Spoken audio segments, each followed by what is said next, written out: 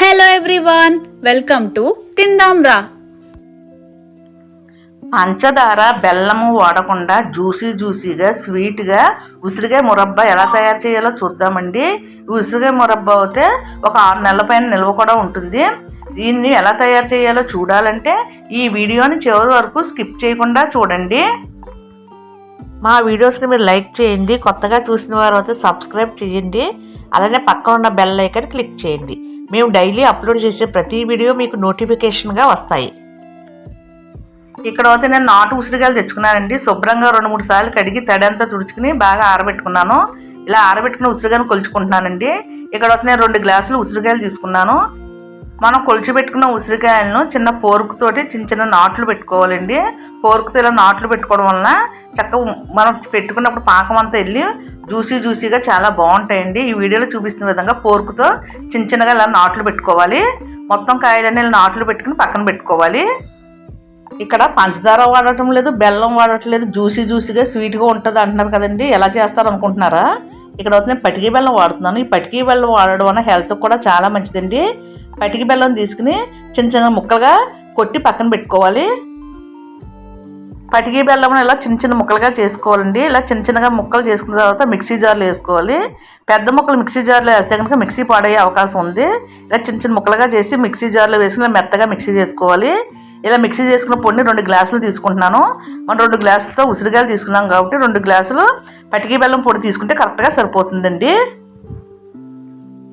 Stove పైన ఒక దలసరి గిన్నె పెట్టుకోవాలండి. దాంట్లో 3 గ్లాసులు వాటర్ పోసుకోవాలి. వాటర్ని బాగా మరిగించుకోవాలి. ఇలా మరుగుతున్న వాటర్ పైన వచ్చిన ఆవిరిపైనే ఉసిరికాయలు ఉడికించుకోవాలి. మనం ఉసిరికాయలను పోర్కుతో నాట్లు పెట్టుకున్నాం కదండి, అవన్నీ ఇలా చిల్లులు గిన్నె పైన పెట్టుకోవాలి. నీళ్ళు బాగా మరిగించుకుంటున్నాం కదా, ఆ గిన్నె పైన పెట్టుకుని ఈ చిల్లులు గిన్నె పెట్టి పైన మూత పెట్టుకోవాలి. ఆవిరికి చక్కగా ఉడుకుతాయండి. వీటిని వాటర్లో వేసి ఉడికించకూడదండి, ఆవిరికి ఉడికించుకుంటేనే బాగుంటుందండి. పైన మూత పెట్టి మధ్య కదుపుకుంటూ ఉడికించుకోవాలి. ఉడికిందో లేదో ఒకసారి చెక్ చేసుకోవాలి. పోర్క్ తీసుకుని ఒకసారి గుచ్చి చూస్తే కనుక, పోర్క్ గుచ్చుకుంటే కనుక బాగా ఉడికినట్టండి. చక్కగా ఉడికే చూసారా? మరి ఎక్కువ ఉడకనవసరం లేదండి, 30 ఉడికితే సరిపోతుంది. 2 గ్లాసులు పటికి బెల్లం పొడి ఒక గిన్నెలో వేసుకోవాలి. ఏ గ్లాస్తో పటికి బెల్లం కొలుచుకున్నామో అదే గ్లాస్తో ఒక గ్లాసు వాటర్ పోసుకోవాలి. పటికి బెల్లం బాగా కలుపుకోవాలి. పాకంలా వస్తుంది. కొంచెం పాకం వచ్చిన తర్వాత ఉడికించి పెట్టుకున్న ఉసిరికాయలు వేసుకోవాలి. మరీ పాకం రానవసరం లేదంటే కొంచెం పటికి బెల్లం కరిగితే సరిపోతుంది. దాంట్లో ఉసిరికాయలు వేసి ఉడికించుకోవాలి. మధ్య కలుపుకుంటూ ఉండాలి. పైన మూత పెట్టి తీస్తూ మధ్య కలుపుకుంటూ ఉండాలి. ఇలా మధ్య కలుపుకున్న తర్వాత కొంచెం పాకం వచ్చిన తర్వాత చెక్ చేసుకోండి. కొంచెం జిగురు పాకంలో వస్తుంది. తర్వాత దీంట్లో ఒక 1/2 స్పూన్ సొంటి పొడి వేసుకోవాలి. ఒక 1/2 స్పూన్ మిరియాల పొడి వేసుకోవాలి. సొంటి పొడి మిరియాల పొడి వేసుకోవడం వల్ల కారంగా చాలా రుచిగా ఉంటాయండి ఉసిరికాయలు. అలాగనే కొంచెం యాలకుల పొడి వేసుకోవాలి. స్వీట్ కదండి, యాలక్కాయ పొడి వేసుకుంటే కనుక చాలా రుచిగా ఉంటుంది.